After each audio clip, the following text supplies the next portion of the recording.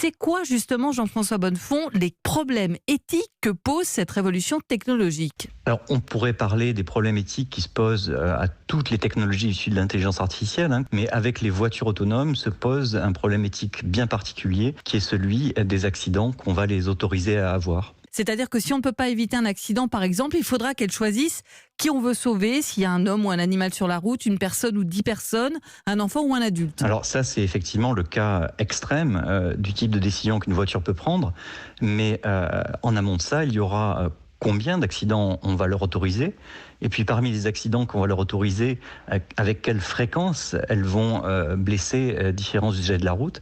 Et puis le cas extrême, c'est celui effectivement où l'accident est inévitable et il faut choisir entre plusieurs victimes. Et comment répondre à ces questions ? Je crois que votre démarche a été d'en appeler à l'opinion publique. C'est ce que vous racontez très bien dans le livre, avec une plateforme Internet qui a déjà recueilli, je crois, plus de 40 millions de réponses à travers le monde. Ah oui, c'était 40 millions, c'était il y a quelques mois déjà. Je pense qu'on en est à l'heure actuelle à plus de 100 millions. Et ça consiste en quoi ? Alors, Moral Machine, puisque c'est son nom, est un site qui présente aux internautes des cas d'accidents inévitables. On trouve 13 types de scénarios, disons, comme est-ce qu'on préfère sauver le plus grand nombre ? Est-ce qu'on préfère sauver les enfants aux adultes ? Est-ce qu'on préfère sauver les humains aux animaux ? Et alors justement, ce qui est amusant, c'est qu'il y a 15% des scénarios qui impliquent un animal. C'est pas anodin. Oui, alors on peut imaginer que pour beaucoup de gens, c'est une question un peu triviale.